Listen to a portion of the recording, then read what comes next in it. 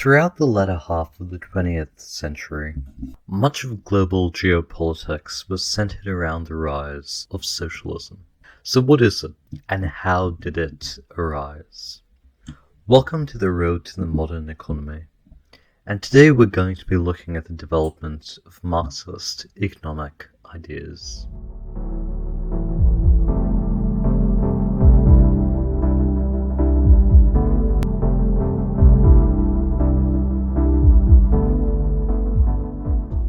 In small cafes around Paris, crowds of men crouch around wooden tabletops covered in ornate chess sets, sipping on cups of coffee as they engage in freewheeling discussions that go on for hours at a time. They're an eclectic group, made up of writers and of poets, of artists and economists. But they do all share a common desire to change the society they live in. It's the 1800s. Europe is at the zenith of the Industrial Revolution, and the grand promises of the French Revolution have faded into the distant past, pushing the country into the arms of a new aristocracy. Disillusioned with the prospect of reform, radicals and revolutionaries find themselves at home within the city's various intellectual circles.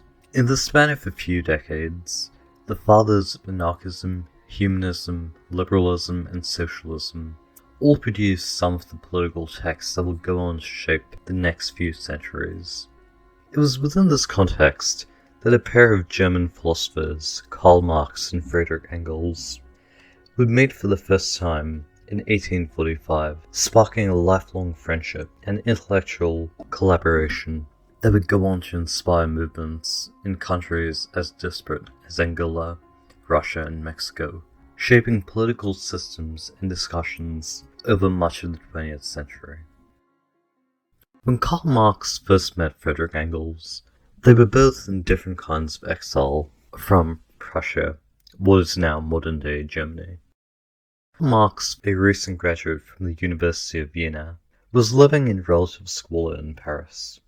He had fled to the city in 1843 to become the editor of a left-wing newspaper after Prussian censors had banned the printing of his first publication. Engels, on the other hand, was living in Manchester, but he wasn't exactly there by choice. In 1842, Engels' parents, a pair of German industrialists, had forced him to relocate to the city and take a job working at a mill they owned. His father had hoped that the experience would temper some of his increasingly radical economic beliefs, but his move had the opposite effect. Soon after he arrived in Manchester, then a city at the heart of the English economy, Engels began to notice the desperation that surrounded him. For nearly 3 years, he pored over English health records, interviewed workers in the city's sprawling factories, and paid close attention to the deteriorating environmental conditions brought on by industrialization. His work culminated with the release of The Condition of the Working Class in England in 1845. Throughout the book, Engels issued damning critiques of the English economy and its effects on the well-being of people and the environment. Over the previous century, English life expectancy had fallen dramatically. Record levels of pollution fueled the rise of respiratory diseases, and government-run workhouses confined men, women, and children to dingy, barely hospitable rooms for years on end. In his analysis, Engels paid close attention to the dilution of English wages that had occurred over the previous century. During a visit to Paris, a year after the book's release, he would meet Karl Marx at the Café de Régal, a small but influential coffee house in the city. The pair quickly became friends, and over the next 3 decades would go on to formulate a range of theories about economics, politics, and history.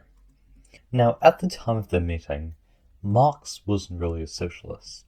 While living in Prussia, he had hardly ever written about economics. In fact, most of his early works were critiques of religion, the Prussian government, and monarchy, both in Prussia and generally. In fact, the cause of Marx's censorship was the publication of an essay critical of Tsar Nicholas of Russia. However, many of his arguments from this time did share a common theme. As a student of philosophy, he recognized the power of a specific kind of argument, popularized by the philosopher Georg Hegel, dialectical analysis. Hegel insisted on the need to frame ideas in terms of their opposites. Our attempts to reconcile the tensions and contradictions that then arise, Hegel argued, allowed for the development of new ideas. Soon after his first meeting with Engels, Marx began to closely analyze his friend's work, and over the next 3 years, the pair would go on to study the various social transitions that came before the Industrial Revolution. Like with his earlier work, Marx used a version of Hegel's dialectical method of analysis to process Engels' insights. In his view, history was defined by an ongoing and continuous conflict between the economically oppressed and oppressive groups of any society. Within feudal England, lords ruled over the serfs that lived and worked on their land. When harvest was successful, they would appropriate most of the produce, leaving serfs with just enough to survive. When harvest failed, however, the serfs working the land would starve. But the influence of lords wasn't isolated to just the economy.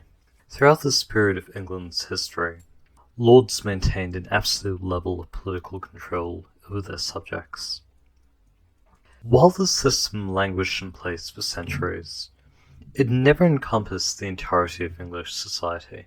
Small groups of artisans produced and traded goods on their own, living lives that were independent of the lord and the serf. These artisans were continuously improving their ability to produce goods efficiently, developing the tools, technologies, and methods that would later form the production process. As this happened, they stopped operating alone.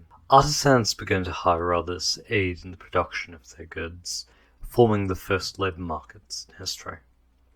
By the mid-1600s, lords and artisans were beginning to look increasingly like one another. With the rise of international trade, lords lost the incentive to maintain vast agricultural farms. Most chose to convert their land into cattle ranches, requiring less work and yielding a greater profit overseas. Most serfs were quickly expelled from the land. Some became employees of the lord, receiving minimal predetermined wages each year, but most were left with no home and no means of generating an income. While England's feudal system was slowly collapsing, engineers and scientists were working on the development of a range of technologies that would change production. Slowly, over the course of the 1700s, artisans became industrialists, employing armies of newly displaced serfs to staff the factories that rose up across the country as they boosted their ability to produce vast quantities of goods. By the 1800s, industrialists ended up employing the vast majority of English workers. Now by this point, the economic power of industrialists had begun to match and even exceed that of England's feudal lords. But their political power lagged behind. Revolutions soon spawned across Europe, endowing all men, or rather all landowning men, with the ability to exercise political power within this new post-feudal society. Marx described this phenomenon as the rise of bourgeois democracy. Within bourgeois democracies, feudalism crumbled, but economically powerful groups maintained a grip over the political process. For instance, within England, women and working-class men were only given the right to vote in 1918, after World War II. But aside from his musings on history, the core of Marx's work after meeting Engels dealt with the economy. When writing about value, Marx argued that the price of any good reflected the total number of hours spent producing it, including the number of hours spent extracting natural resources and producing the equipment used in the manufacturing process. This idea wasn't unique to him. Adam Smith and David Ricardo, two of the most prominent classical economists of their time, had developed similar ideas over a century earlier. However, unlike Marx, Smith and Ricardo viewed labor as being identical to every other commodity. Within a market system, they argued, the invisible hand would price all commodities, including labor, at their true value. As such, both profit and exploitation were impossible to sustain. But Marx disputed this. Owing to the excess of power held by employers, he argued the workers would only receive the minimum wage that they needed in order to stay alive, referring to this as the iron law of wages. In Marx's view, the belief in the existence of competitive labor markets was both incorrect and naive. Industrialists, he argued, kept the difference between the total labor needed to produce a good and the total labor needed by workers in order to support themselves. This difference, Marx argued, was the definition of profit. His insights into the source of value were significant. He realized that as scientists continued to produce technological advancements, the number of workers and labor hours needed to produce any good would decline. But since the value of a good and the profit of an industrialist were both based on the number of labor hours needed in the production process, technological change would cause the profit level within the economy to fall. Marx suggested that in the absence of a revolution, this process would continue unbounded. Capitalism suffered through increasingly virulent crises until the system stopped being able to function appropriately. His argument wasn't an attack on technological development, but rather the social and economic systems that we use to allocate resources. If societies distributed surpluses to people based on their level of need, consumption would continue to rise, compelling producers to use additional labor hours and increase the total value created within the economy. For this to happen, Marx believed that proletarian populations around the world needed to create revolutionary movements to seize the means of production and reform economic systems. Unlike the bourgeois revolutions of the past, proletarian revolutions would place working-class people at the heart of economic and political life. Now, towards the end of Marx's life, he witnessed one of the first attempts at a proletarian revolution when, in March of 1871, leftist factions of the French military rose up against the state, declaring Paris to be a commune. While the policies implemented in the Paris Commune weren't socialist, the Commune did represent one of the first working-class revolutions in history. Soon after taking the city, the soldiers took control of the government, immediately implementing a wide range of social democratic policies designed to alleviate the challenges faced by working-class Parisians. Across the city, workers began to collectivize their businesses, and renters stopped paying their rents. At the time, Marx was living in London, but he was still paying close attention to the events in his old home. Within a month of the Commune's creation, Marx began writing a pamphlet titled The Civil War in France. In it, he expressed his support for the Commune and its goals, as well as a degree of skepticism about the usefulness of an excessively powerful state within a working-class revolution. The first wholly communist revolution would only occur in 1917, 34 years after Marx's death, when the Bolsheviks took control of the government in Russia. Following their success, communists in Germany, Mongolia, Spain, Vietnam, and dozens of other countries would attempt to launch their own revolutions over the next half a century. But with the exception of Catalonia's experiment with libertarian socialism prior to the end of the Spanish Civil War and the EZLN's efforts in Mexico, few communists heeded Marx's critiques of the Paris Commune. Instead, many of the 20th century's revolutionary governments quickly devolved into authoritarian and tyrannical regimes that were, at times, responsible for the commission of grotesque human rights violations and acts of economic mismanagement. In addition, most of the revolutionary governments of the 20th century needed to withstand economic and military campaigns designed to undermine their success and global influence.